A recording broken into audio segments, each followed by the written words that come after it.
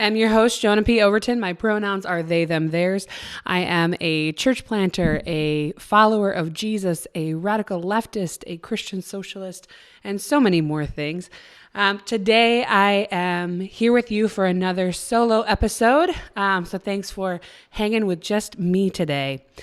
I wanted to talk about something that's really present on my mind and my body and my life right now, which is that I am just about 8 months pregnant. I know you probably can't tell because either you are live with us and movie magic has prevented you from seeing any more of my body, or you are with us on the podcast. But take my word for it, I am hella pregnant right now. And that is a complicated experience, not the least of which because I am a trans person. My partner is also trans. And as trans people navigating not only a healthcare system that doesn't know how to engage us or acknowledge our existence, but also something as extremely gendered in our culture as pregnancy, it's been a real trip and a real exercise in understanding what it means to be a person, what it means to function in our culture, and how those things are sometimes at odds with one another.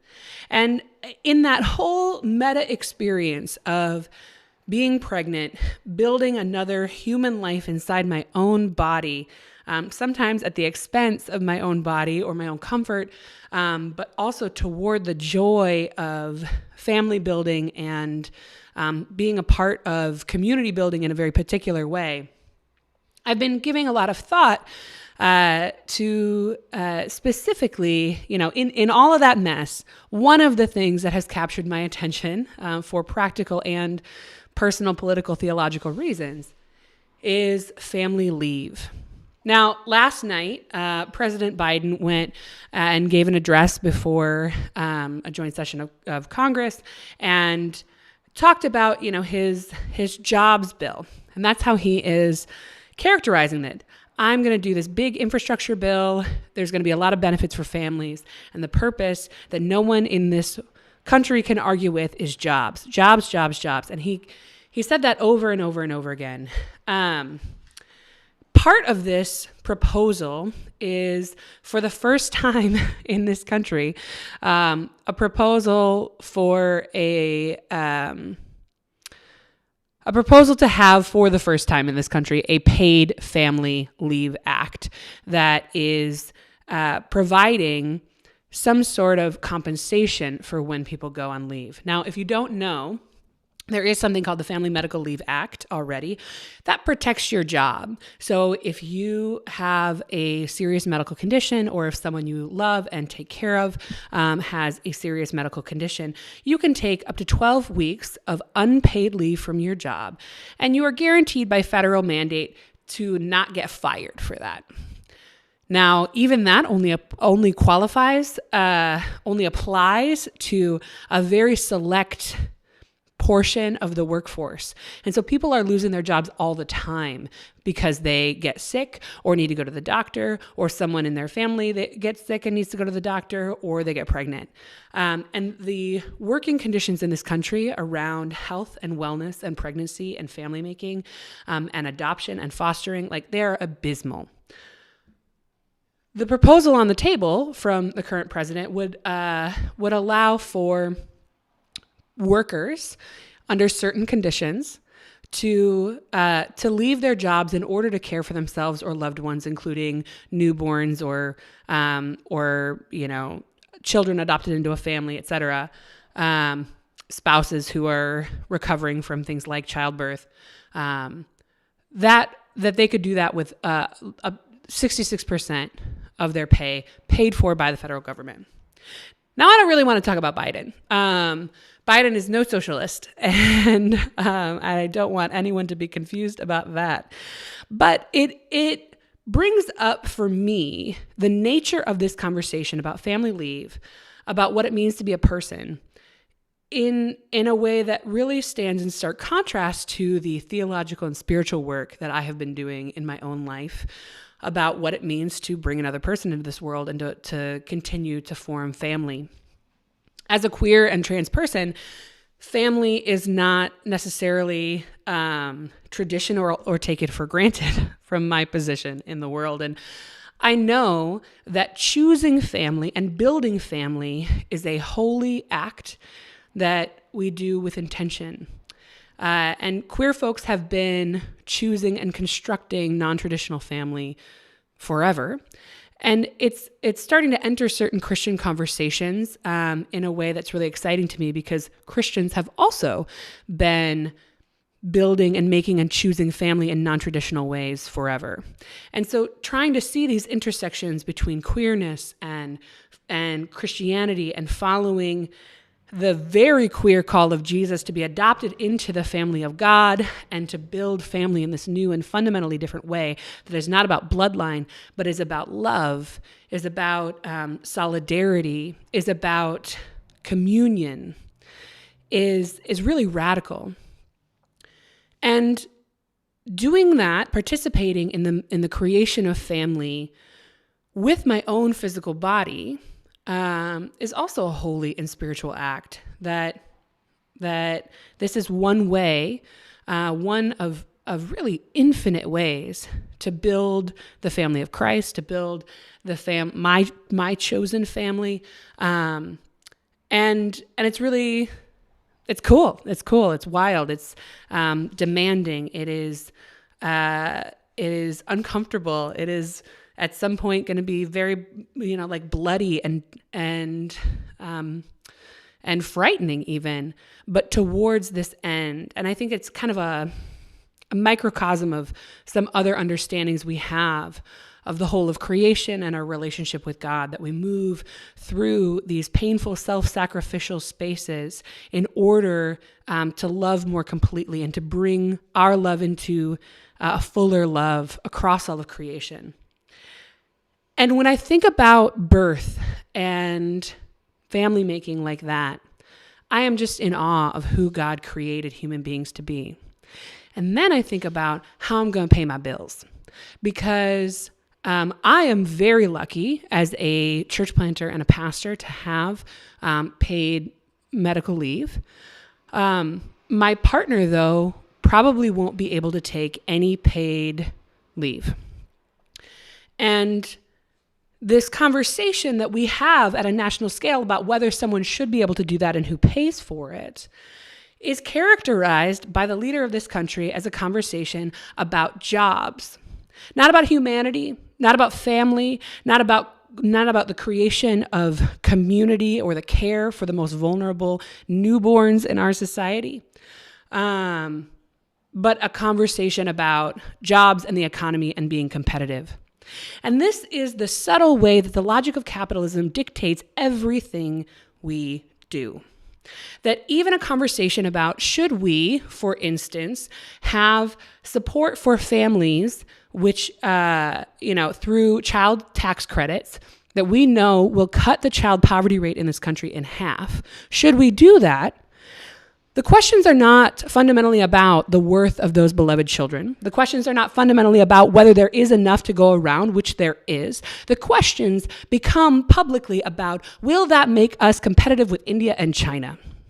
Will that produce for us more effective workers? Will that ultimately allow us to have a more productive economy so that we can accumulate more and more and more? And we don't share with one another in order that we all may live or flourish. We share with one another in order that we may amass more and more as a country, as an empire. And I think when we talk about the nature of capitalism and what it means to be a faithful follower of Jesus or a Christian identified socialist and engage in these conversations of economy, we're not talking about mixing faith with politics. We are talking about trying to live a life that is engaged at every level, that pursues the love and solidarity and good news of Jesus Christ. And to understand how the purposes that we claim through our religious belief and our spiritual community, that God has put us on this earth for a purpose and a reason, are fundamentally at odds with the logics of capitalism that reduce us to productive workers. That say, your only purpose here is to amass wealth for the 1%. Your only purpose here is to sell your labor so that others may accumulate profit. These are the logics of capitalism. And this is why when we have a conversation about child poverty, or we have a conversation about medical leave for families, the only way we can justify that conversation in a capitalist context is to say it will make us better workers. It will make us more competitive. It will make us more productive. And I gotta say, that is evil. That is evil, and it denies the humanity of the worker. It denies the God-given call to be alive. Because when you ask yourself why you were created by God, you have to encounter a dissonance between your purpose in a capitalist economy and your purpose in a world created with intention by a God who loves you and calls you very good. And at Zao, in my spiritual community this week, we've been reflecting on the creation stories. And so I've been sitting with that in a new and different way this past week. And one of the things that always just gets me about the Judeo-Christian creation stories in Genesis 1 and 2, different stories with conflicting narratives that teach different fundamental truths about God. What is so clear and what stands apart from other creation narratives of other systems and cultures at that time is that God, we claim, created us on purpose.